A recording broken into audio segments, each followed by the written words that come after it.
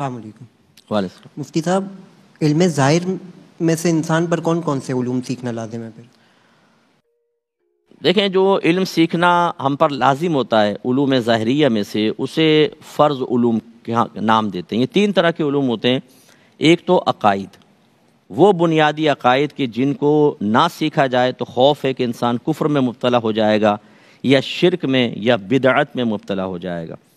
اس میں یہ اللہ کی ذات، اللہ کی صفات، آسمانی کتابیں، نبوت، رسالت، نبی، رسول، جنت، دوزخ، جن، فرشتے، تقدیر، آخرت، یہ جو ضروری امور ہیں ان کے بارے میں علم حاصل کرنا دلائل کے ساتھ۔ اور بھی ضروریات دین ہیں، لیکن چند میں نے آپ کو مثال بتائیں۔ دوسرا ہوتا ہے احکام شرعیہ عملیہ کا علم، یعنی ایسے احکام کا علم حاصل کرنا جن کا تعلق ہمارے عمل سے ہے۔ اس میں عبادات آ جاتی ہیں، نماز، روزہ، حج، زکوٰۃ، منت، قربانی، اعتکاف۔ اور جب نماز کہتے ہیں ہم تو اس میں ساری طہارت بھی آ جاتی ہے، کیونکہ اس کی شرط ہے، تو پھر اس میں وضو، غسل، تیمم، کپڑے پاک کرنا، نجاستوں کی پہچان، کس پانی سے وضو ہوگا، کس پانی سے وضو نہیں ہوگا، یہ سب کا علم۔ اس کے بعد پھر معاملات آتے ہیں، تجارت، مداربت، شرکت، انویسٹمنٹ، کرائے پہ چیز کو لینا دینا، قرض ہے، عاریتاً کوئی چیز دینا، امانت کے مسائل آ جاتے ہیں۔ اسی طرح نکاح کے، طلاق کے، پھر نکاح طلاق کے اندر مہر کے مسائل، نان نفقے کے مسائل، یہ سب معاملات کے تحت آتے ہیں۔ اور تیسرا علم جو ہوتا ہے وہ ہے گناہوں کی معرفت کا علم، صغیرہ کیا ہے، کبیرہ کیا ہے، ظاہری گناہ کیا ہیں، باطنی گناہ کیا ہیں۔ تو یہ تین طرح کے علوم کا سیکھنا ہم پر فرض ہے، اور اتنا کہ جس کی بنا پر ہم عقیدے کو ٹھیک کر سکیں، اور احکام میں اتنا کہ ہم عبادات کو بغیر اغلاط کے اور معاملات کو بغیر کسی غلطی کے احسن طریقے سے سر انجام دے سکیں، اور گناہوں کی اتنی معرفت کہ صغیرہ کبیرہ گناہوں سے بچ سکیں۔ ایک یہ کوشچن کیا کہ اللہ تبارک و تعالیٰ کے لیے آپ کا لفظ کہا جائے یا تو کا لفظ کہا جائے۔ دیکھیں، ہمارے اردو عرف میں آپ کا لفظ ادب کے لیے استعمال ہوتا ہے، چاہے ایک کے لیے استعمال ہو رہا ہے، جیسے ہم والد صاحب سے کہتے ہیں آپ ادھر آ جائیں، اور یہ جمع کے لیے بھی استعمال ہوتا ہے کہ آپ سب ادھر آ جائیں، تو یا بہت سارے بیٹھے ہم صرف اتنے کہیں آپ آ جائیں، تو وہ اس کا مطلب ہے آپ سب آ جائیں، تو جمع کے لیے بھی استعمال ہوتا ہے۔ تو یاد رکھیے کہ اللہ تبارک و تعالیٰ کی ذات چونکہ واحد و یکتا ہے، اس لیے اس کے لیے ایسے الفاظ کا استعمال ہی افضل اور اولیٰ ہے جس میں یکتائی پائی جائے، جمع کا اس میں تصور نہ ہو۔ اس لیے اللہ تعالیٰ فرماتے ہیں، ہمارے علماء نے منع فرمایا کہ فرماتے ہیں کہ لفظ نہ کہیں، اور آپ کا لفظ اللہ کے لیے کہنا ادب نہیں ہے، بلکہ یہ اس کو سمجھ لیں کہ میں اس کو یہ بھی نہیں کہوں گا کہ بے ادبی ہے بہت بڑی، نہیں، لیکن ادب کے خلاف ہے۔ ادب ہے تو کہنا، اور اس کی دلیل یہ ہے کہ پورا قرآن پاک اٹھا کے پڑھ لیں۔ عرب میں واحد کے لیے کاف کی ضمیر استعمال ہوتی ہے، ایاکا، جیسے ہم تیری، ایاک نعبدو، ہم تیری عبادت کرتے ہیں، اور جمع اور ادب کے لیے نا کی ضمیر استعمال ہوتی ہے، جیسے خود اللہ نے اپنے لیے فرمایا انا انزلناہ فی لیلۃ القدر، بے شک ہم نے اس قرآن کو لیلۃ القدر میں نازل کیا۔ تو اللہ نے تو اپنے لیے جمع کی ضمیر استعمال فرمائی، لیکن انبیاء علیہم السلام کی جتنی بھی دعائیں منقول ہیں، صحابہ کرام نے جتنی بھی نبی اللہ تعالیٰ سے دعائیں مانگی اور اللہ کو مخاطب کیا، لفظ تو کے ساتھ کیا ہے، یعنی واحد مذکر حاضر کی ضمیر استعمال کی ہے، جس کا اردو میں ترجمہ آپ نہیں ہے تو ہے۔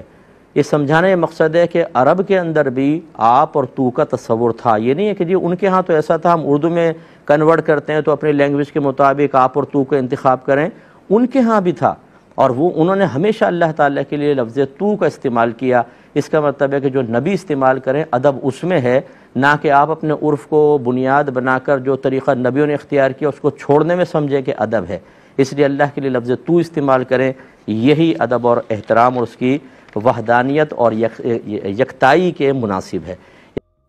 یہ بھائی نے فرمایا کہ کیا جنازے کی پچھلی صف میں سب سے زیادہ ثواب ہے؟ تو جی بالکل یہی لکھا ہے علماء نے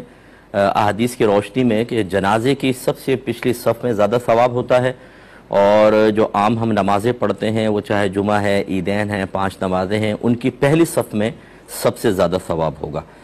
میں نے 10 سالوں میں نے دیکھا ہے، ساتھ ہم بیٹھے ہوئے، کہ آپ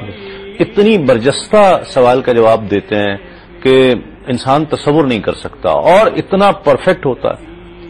یہ صرف اللہ تعالیٰ کی عطا ہے، کرم ہے، اس میں ذاتی کوئی میں کہتا ہوں محنت کا دخل نہیں ہے۔ دوسرا میں کریڈٹ دوں گا ضرور اپنی والدہ کو، واہ ہماری امی آج نہیں مجھے عرصہ دراز سے یہ دعا دیتی ہیں کہ اللہ تبارک و تعالیٰ تیری زبان میں اتنی روانی